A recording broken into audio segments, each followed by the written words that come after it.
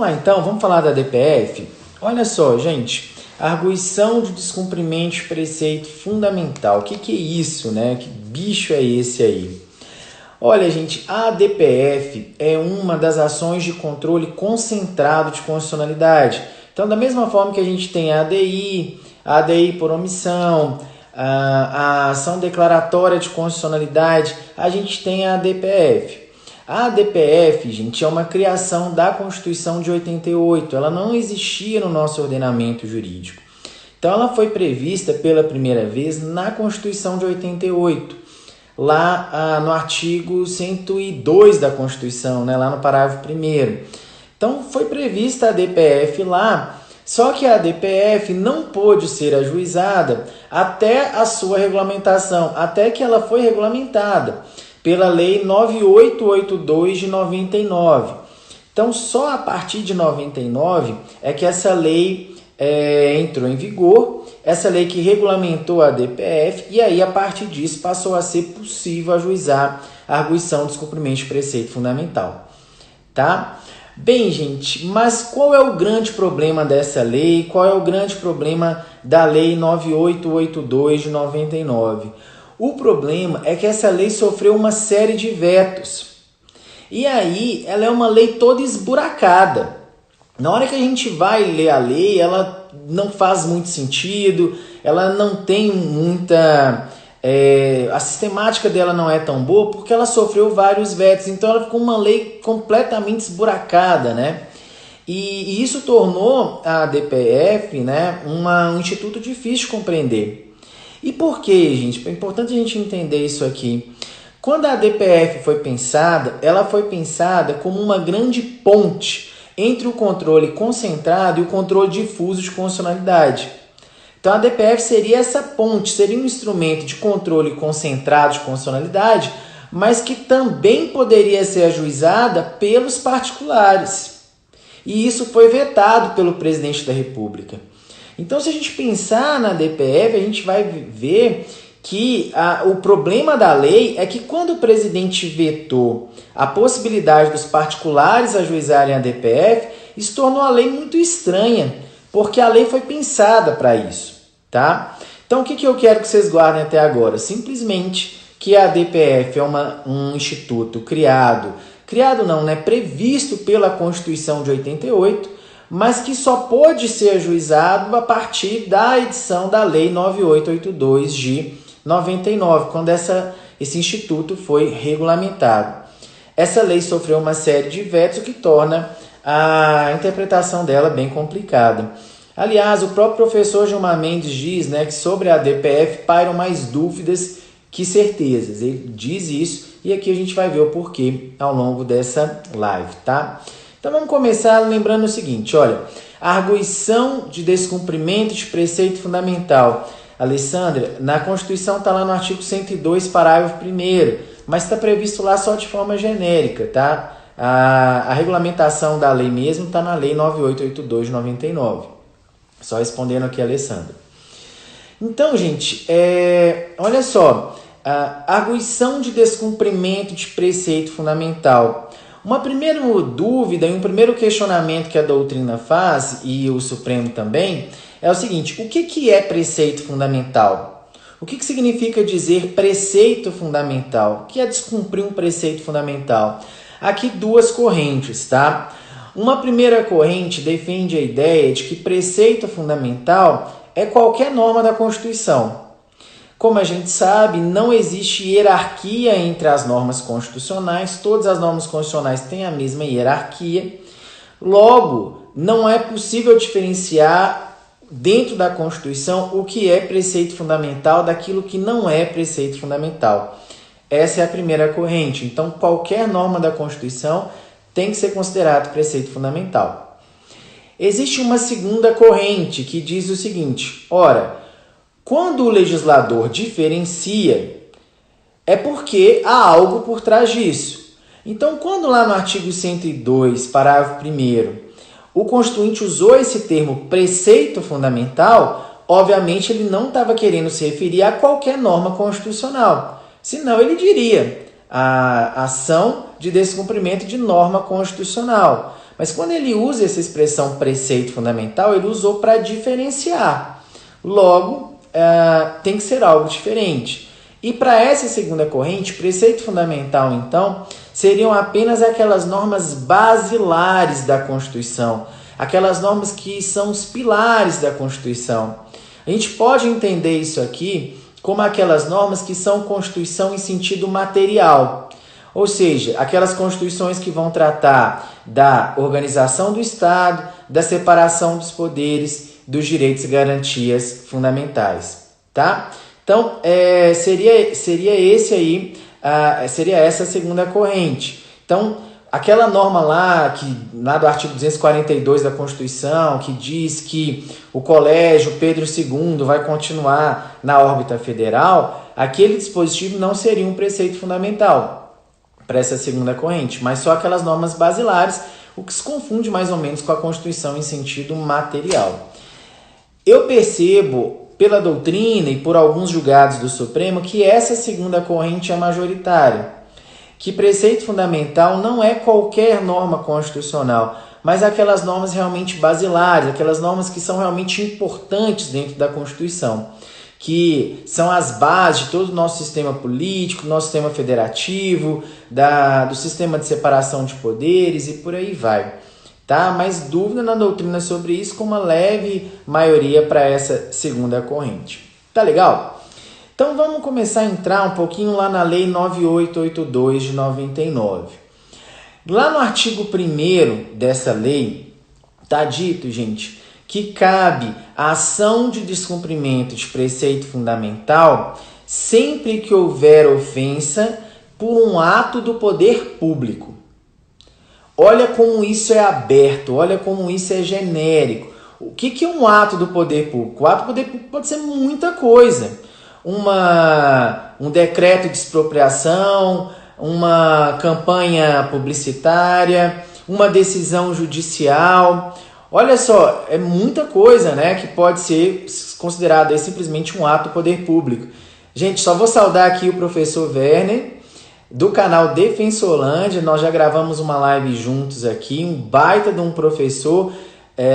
Sugiro muito que vocês se inscrevam no Instagram dele e lá no canal dele no YouTube também, Defensolândia, muito bom. Obrigado, Werner.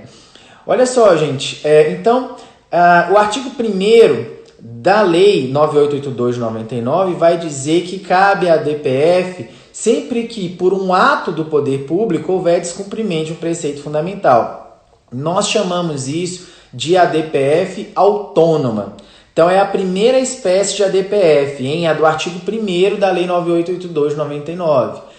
A ADPF cabível quando um ato do poder público ofende um preceito fundamental. Está lá no caput do artigo 1º da lei que regulamenta a ADPF. Mas existe também o que a doutrina chama de ADPF incidental. A ADPF incidental está prevista no parágrafo único do artigo 1º da Lei 9882 de 99. Esse parágrafo único diz o seguinte, que é cabível a ADPF sempre que uma lei ou um ato normativo, federal, estadual ou municipal, incluindo os anteriores à Constituição, ofenderem preceitos fundamentais. Então percebam, gente, que há diferenças gritantes aqui entre a DPF principal, autônoma, da DPF incidental. Vamos lá, que agora a matéria começa a complicar um pouquinho, né? Olha só, na DPF, gente, autônoma, ela é cabível contra um ato do poder público. Já a DPF incidental só é cabível contra um ato normativo, contra uma lei ou um ato normativo federal, estadual, municipal, incluindo os anteriores à Constituição, e desde que haja uma relevante controvérsia constitucional sobre esse tema. Ok? Então, para a gente fechar aqui, dois tipos de ADPF. A ADPF autônoma, lá do caput do artigo 1º da Lei 9882 de 99, cabível contra ato do poder público, aqui não precisa ser uma lei ou um ato normativo. E a DPF incidental, lá do parágrafo único do artigo 1º da Lei 9882 de 99, cabível, gente, em face de uma lei ou um ato normativo federal, estadual ou municipal, incluindo os anteriores à Constituição de 88, desde que haja uma relevante controvérsia constitucional sobre esse tema. Deixa eu acenar aqui para a Bruna. Muito bom ver você aqui, Bruna. Olha só, gente, então a gente tem esses dois tipos de ADPF, tá? Bem, e qual é a grande diferença entre elas aqui? A grande diferença, gente, é que na ADPF incidental, a gente precisa demonstrar essa relevante controvérsia. Na ADPF autônoma, não é necessário demonstrar essa relevante controvérsia. Mas para a gente poder lembrar aqui, né, outro ponto importante, é que na ADPF incidental, como o nome já diz, eu vou precisar demonstrar em quais processos está havendo essa relevante controvérsia constitucional. Quais são os processos onde há essa relevante controvérsia constitucional? Por isso o nome incidental. Vem cá, gente, comigo, olha só. Tanto a ADPF autônoma quanto a ADPF incidental são ações de controle concentrado de constitucionalidade. Tanto a ADPF autônoma quanto a incidental fazem parte do controle abstrato de constitucionalidade. Não é porque existe a ADPF incidental que virou controle difuso ou controle concreto de constitucionalidade. Não, o controle continua sendo concentrado, o controle continua sendo abstrato. A diferença da autônoma para a incidental é que na incidental você precisa demonstrar essa relevante controvérsia constitucional sobre lei ou ato normativo federal, estadual ou municipal, incluindo os anteriores à Constituição de 88. Então você vai ter que demonstrar onde, em quais processos judiciais essa relevante controvérsia existe, tá? Então esse é o ponto aqui, tá? Mas as duas ações fazem parte do controle concentrado de constitucionalidade. As duas ações são controle abstrato de constitucionalidade. Fechado até aqui? Quem quiser pode ir mandando dúvida. Espero que tenha ficado claro aí para vocês. Bem, vamos lá. Sempre que a gente estuda o controle de constitucionalidade, eu sempre digo para os meus alunos que é importante a gente entender o que é um conceito chamado parametricidade. O que é a parametricidade? Vem da palavra parâmetro. No controle de constitucionalidade, aí vale para todas as ações, você tem um parâmetro que é o parâmetro constitucional e você tem um parâmetro que é o parâmetro infraconstitucional. Ou pode até ser uma emenda constitucional, mas aquele outro parâmetro que está sendo confrontado com a Constituição. Percebam, ser constitucional ou não é algo relacional. De um lado você tem a Constituição e de outro lado você tem algo que você está confrontando com a Constituição para decidir se é constitucional ou não. Então esse princípio, esse conceito da parametricidade é essa ideia, de que a gente tem que observar o parâmetro constitucional e tem que observar o que está do outro lado, o que eu estou confrontando com a Constituição. Então vamos pensar aqui na ADPF, gente. Qual é o parâmetro constitucional? No parâmetro constitucional, a ADPF é igualzinha às outras ações de controle concentrado, igualzinho, não tem diferença. O parâmetro aqui, gente, o que é a Constituição? É aquilo que eu já expliquei para vocês em outras lives, que é o bloco de constitucionalidade em sentido restrito ou mitigado, tá? Que é o texto constitucional, o ato das disposições constitucionais transitórias, as emendas constitucionais e os tratados internacionais sobre direitos humanos, incorporados lá na forma do artigo 5º, parágrafo 3º. Então isso é o que eu tenho de Constituição, isso é o meu parâmetro constitucional. É isso que eu viso proteger com o ajuizamento da ADPF. O texto constitucional, o ADCT, as emendas constitucionais e os tratados internacionais sobre direitos humanos incorporados na forma do artigo 5º, parágrafo 3º, tá? Então esses são os meus parâmetros constitucionais, é isso que eu viso proteger com o ajuizamento da ADPF. Fechou? Tranquilo? Legal. E do outro lado, gente, o que pode ser impugnado através de uma DPF, né? O que pode ser objeto de impugnação através de uma DPF? Aqui entra o artigo mais importante da lei da DPF, que é o artigo 4º. O artigo 4º da lei da DPF trata do princípio da subsidiariedade da DPF. Esse artigo vai dizer que só cabe à DPF quando não existir, quando não couber outro meio capaz de sanar aquela questão, de afastar o ato lesivo ao preceito fundamental de forma igualmente eficaz. Vamos lá, vamos entender isso? Olha, o artigo 4º da DPF, ele traz o princípio da subsidiariedade na DPF. E o que está dito lá no artigo 4º? Ele diz, olha, só cabe à DPF quando não couber outro meio idôneo para poder sanar aquela lesividade ao preceito fundamental de maneira igualmente eficaz.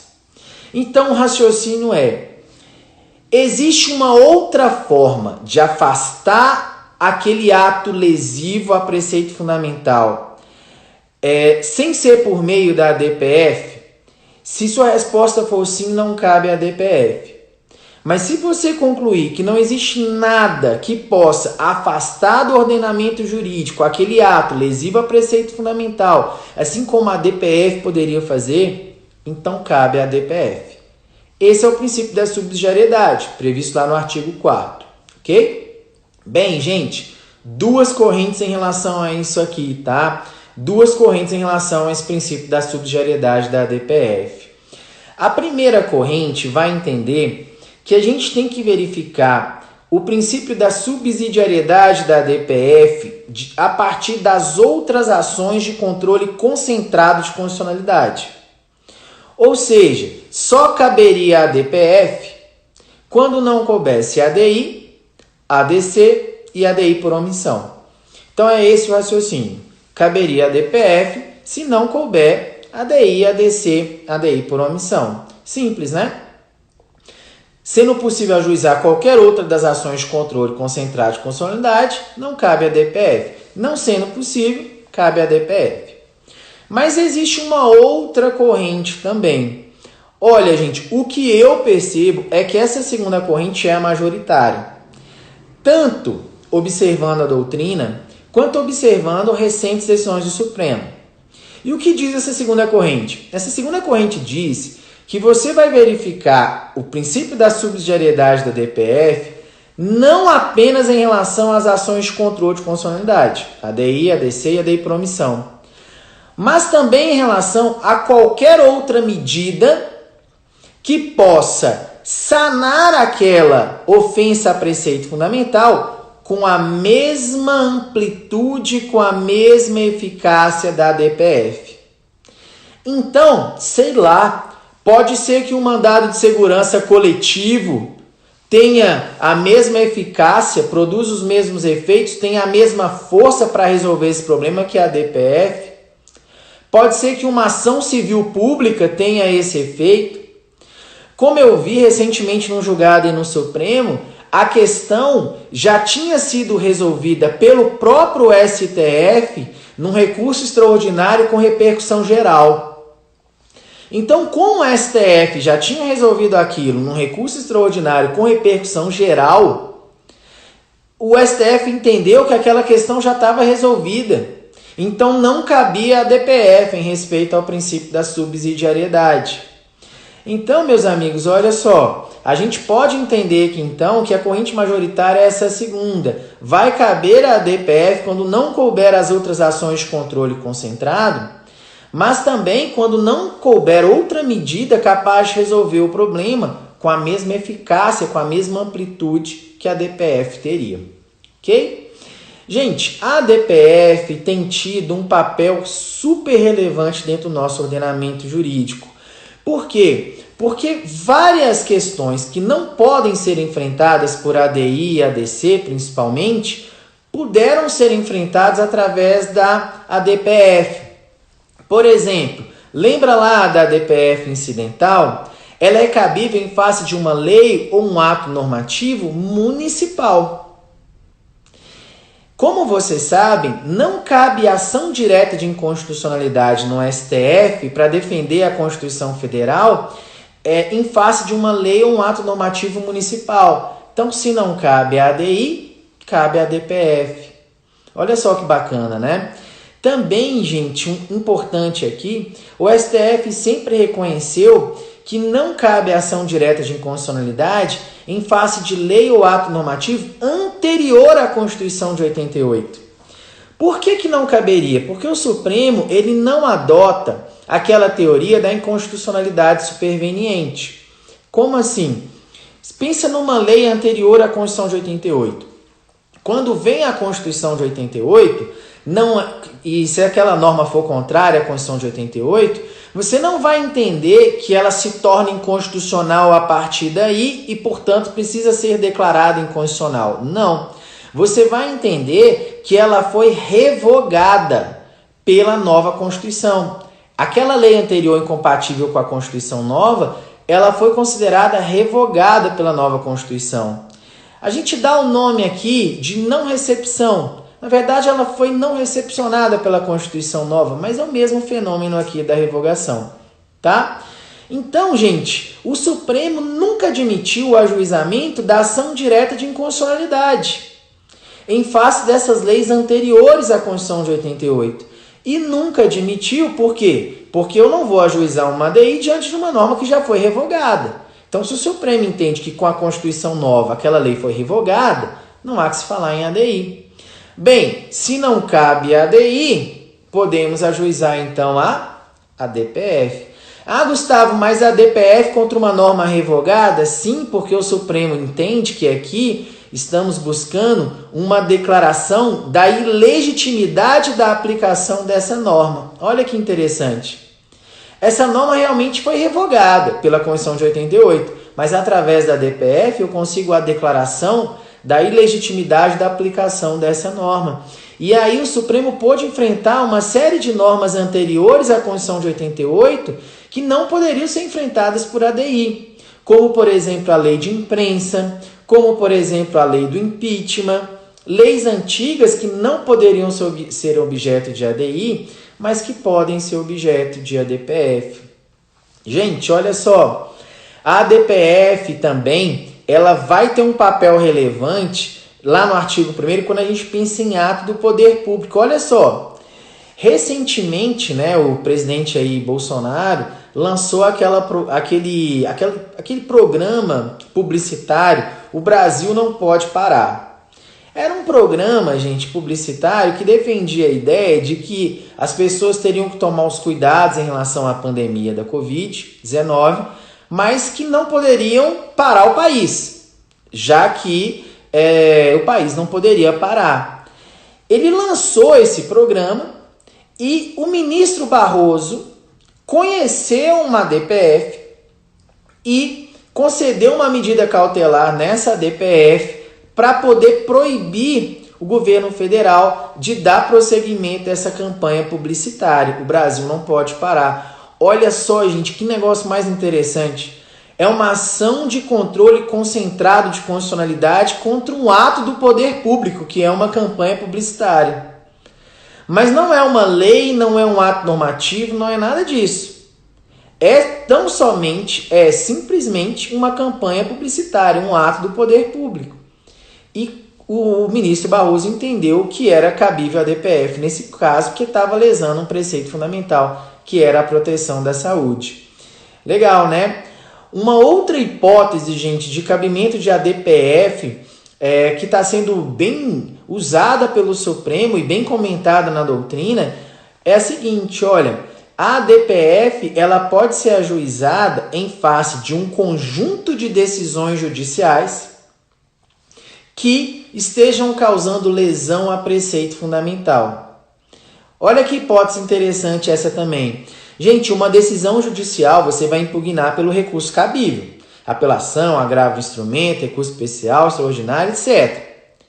Agora, pode ser que haja um conjunto de decisões judiciais que esteja causando lesão a preceito fundamental e que apenas um recurso extraordinário ou um recurso especial, um agravo de instrumento ou uma suspensão de segurança não seja suficiente para poder afastar a lesão ao preceito fundamental.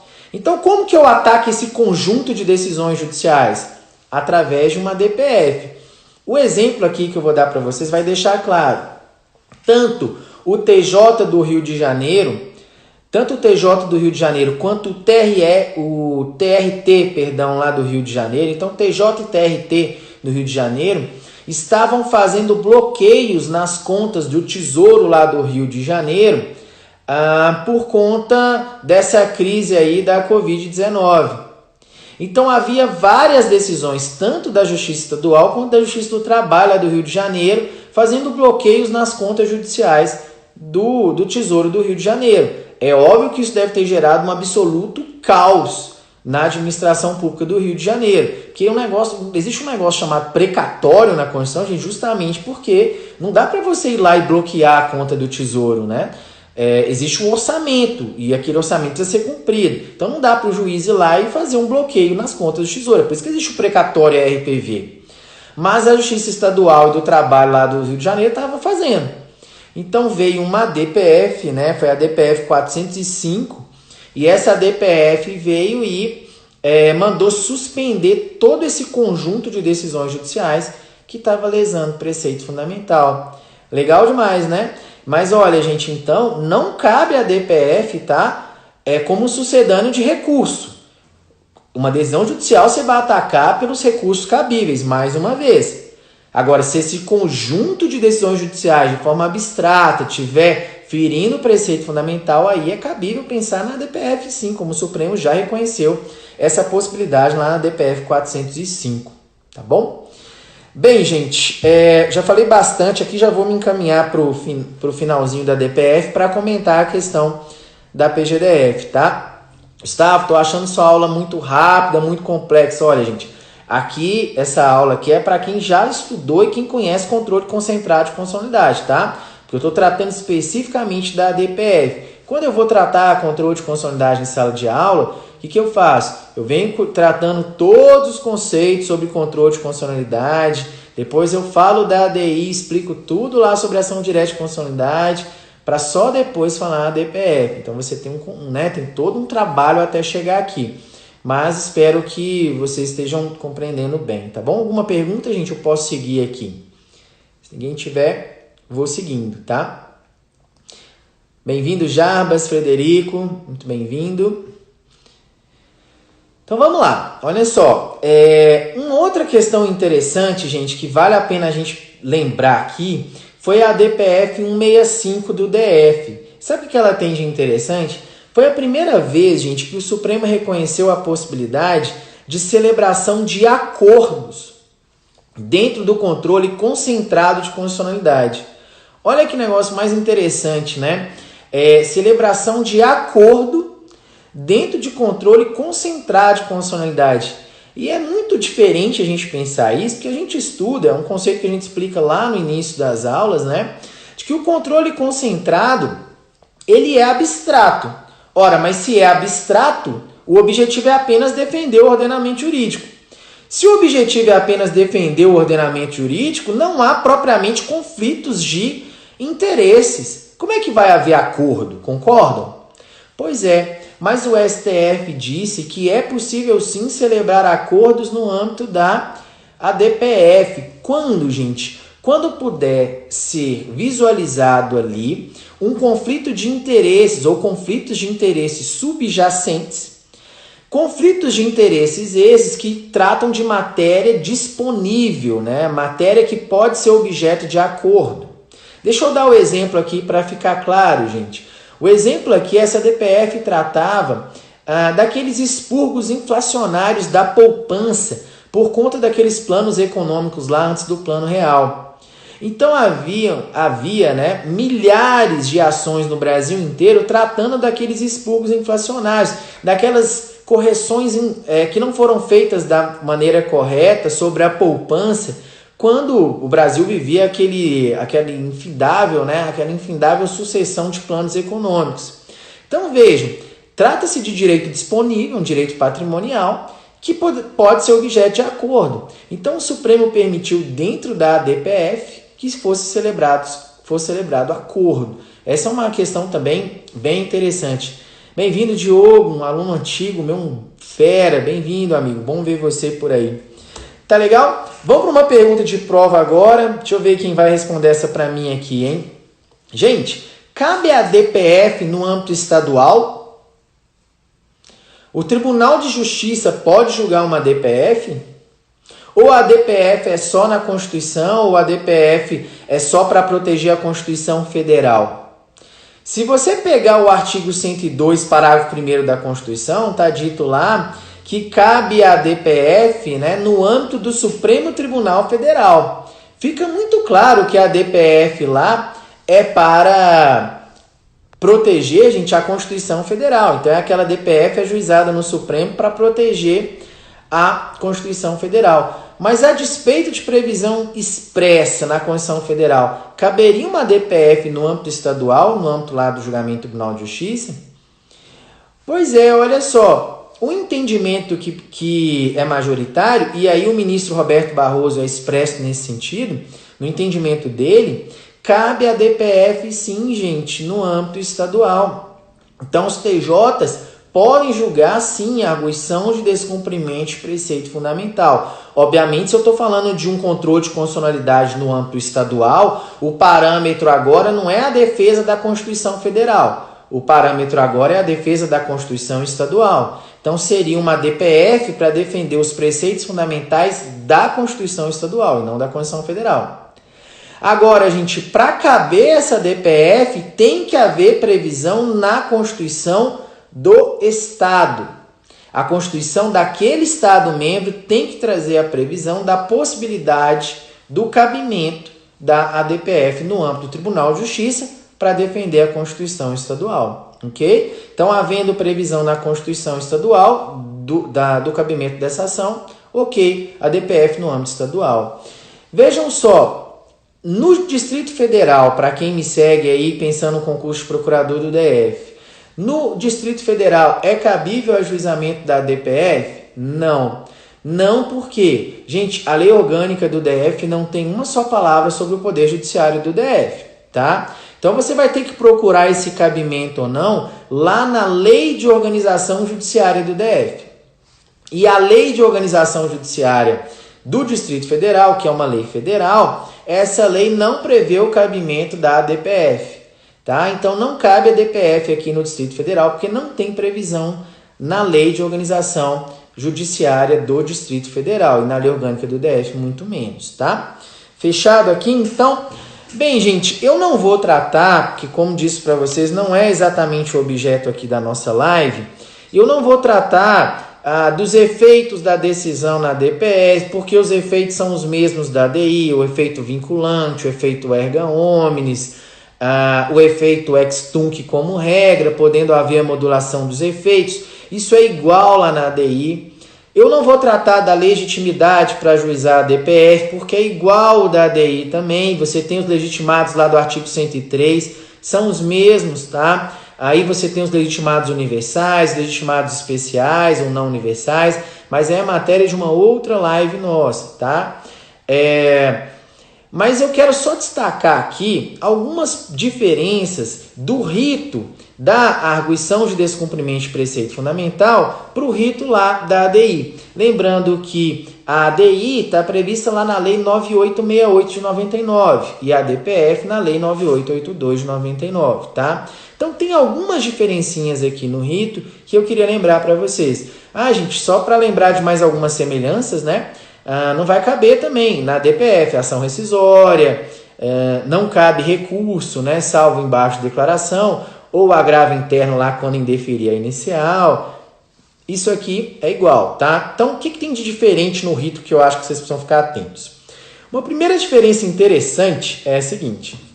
Gente, na Lei 9868 de 99, a lei que trata da ADI, está dito que a medida cautelar dentro da ADI, essa medida cautelar nada mais é do que uma antecipação de tutela, gente, ou como a gente chama hoje, uma tutela de urgência.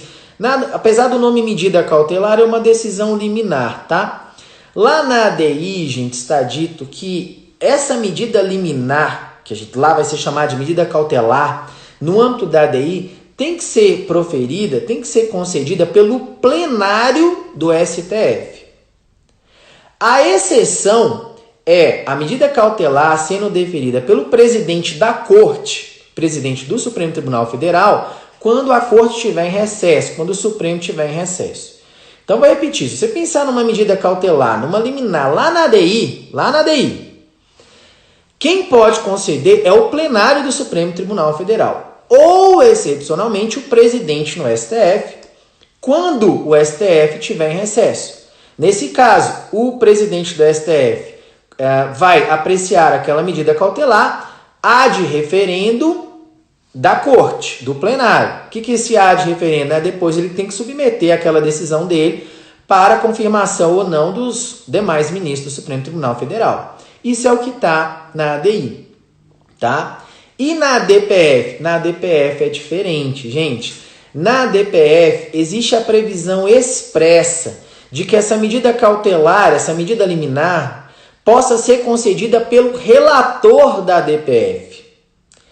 Quando, gente? Quando for algo extremamente grave, né? Houver risco de lesão, de perecimento de direito. Então, em caso de extrema urgência, né, ou de perigo de lesão ali ao direito, a cautelar, a liminar na DPF pode ser concedida pelo relator da DPF. Não necessariamente pelo presidente do tribunal, mas pelo relator da DPF. Obviamente, ad referendo do tribunal pleno. Mas, Gustavo, eu sei, eu vejo aí, né, eu acompanho. Por que eu vejo, às vezes, o ministro relator lá numa ADI concedendo uma medida cautelar? Por que eu vejo, às vezes, lá na ADI, um relator concedendo essa medida liminar lá na ADI? Então, não teria que ser o presidente do tribunal? Ou o próprio plenário do tribunal? Sim, gente, mas vejam só. O Supremo Tribunal Federal tem entendido que o relator, esse entendimento é bem questionável, tá? Mas o STF tem entendido que o relator lá na ADI também pode conceder essa medida cautelar com base no poder geral de cautela que todo magistrado tem e em analogia à lei da DPF. Porque na lei da DPF tem previsão expressa de concessão dessa medida cautelar pelo relator. Na lei da ADI não tem. Então lá na ADI eles fazem essa analogia com a lei da DPF, ainda afirmam que há o poder geral de cautela de qualquer magistrado e por isso permitem, né, também que o relator lá na DPF concedam essas medidas cautelares na ADI ad referendo ao tribunal pleno. Mas percebam que previsão expressa só tem na lei da DPF, não tem na lei da ADI. Legal? Beleza? Show? Beleza, gente. Uma outra diferença também da DPF e da ADI que eu queria comentar com vocês é o papel do advogado-geral da União. Lembrem, gente, que lá na ADI, o advogado-geral da União, ele sempre vai ser ouvido, sempre. Né? O Supremo vai ter que ouvir o advogado-geral da União, é uma obrigação isso. Lembra que o papel do AGU mudou? Isso é matéria de outra live também, quando a gente falar da ADI. Mas só para refrescar isso à mente, né? O Supremo partiu de um entendimento que o AGU sempre tinha que defender a constitucionalidade da lei ou do ato normativo para o entendimento atual de que o advogado-geral da União poderá não defender a constitucionalidade da lei ou ato normativo se ele realmente estiver convencido de que aquela lei ou ato normativo é inconstitucional. Seja porque já tem parecer da AGU nesse sentido, seja porque o Supremo já julgou, etc. Mas ele está convencido de que é inconstitucional. Então você não pode constranger esse agente público a defender aquele ato que ele entende por inconstitucional. Porém, lá na ADI, ele sempre vai ser ouvido. Seja para defender a constitucionalidade, ou seja para essa exceção de defender, olha, eu vou, nesse caso aqui, eu não vou defender a constitucionalidade da norma, mas ele sempre vai ser ouvido na ADI, porque ele é o curador da presunção de constitucionalidade da norma. Pois é, na DPF, vocês vão verificar lá na lei, que a lei diz que o AGU poderá ser ouvido. Então, é uma faculdade do STF. Se o STF entender que o AGU deve ser ouvido, tem problema ouvir? Não. Até, né? Tem problema nenhum. Mas é uma faculdade, não é uma obrigação. A praxe do Supremo tem sido qual? Quando na DPF se buscar a declaração de inconstitucionalidade, uma lei ou um ato normativo, seja ele federal, estadual ou municipal, o Supremo tem tido por praxe ouvir o advogado-geral da União. Mas uma outra ADPF, gente, que cuide, sei lá, da impugnação de decisões judiciais lá do Rio de Janeiro, o AGU não vai ser ouvido, porque não há interesse em ouvir o AGU aí. Então essa é uma diferença também, tá? Na ADI o AGU sempre vai ser ouvido, na ADPF ele pode ser ouvido ou não. Bem, uma última diferençazinha no rito da ADPF que eu queria comentar com vocês é o Procurador-Geral da República. Por quê? O Procurador-Geral da República sempre será ouvido lá no final do trâmite da ação direta de inconstitucionalidade. Mesmo que o Procurador-Geral da República tenha ajuizado a ADI, depois do trâmite da ação, ou seja, ouviu lá, pegou as informações da autoridade, né, houve todas as diligências lá pelo relator, teve audiência pública, ouviu o perito, né, ou seja, o AGU se manifestou. Após tudo aquilo, o Procurador-Geral da República se manifesta lá no final da ação direta de inconstitucionalidade. Na ADPF é diferente. Pela lei da ADPF, nas ADPFs ajuizadas pelo próprio PGR, o PGR não precisará ser ouvido ao final. Então essa é mais uma diferença também aí da ADI para a ADPF, tá? Na ADI o PGR sempre é ouvido ao final. Na ADI, né, o PGR sempre será ouvido ao final, mesmo que ele tenha ajuizado a ação. E na ADPF, se ele ajuizou a ação, não necessariamente ele vai ser ouvido ao final. O Supremo pode até ouvir, mas não é uma obrigação mais do Supremo ouvir o PGR ao final da ADPF. Ok? Ajuizado, só naquelas ajuizadas pelo próprio PGR, tá? Nas outras o PGR vai ser ouvido. Legal, galera? Fechamos então. Era isso aí que eu queria falar com vocês sobre a ADPF.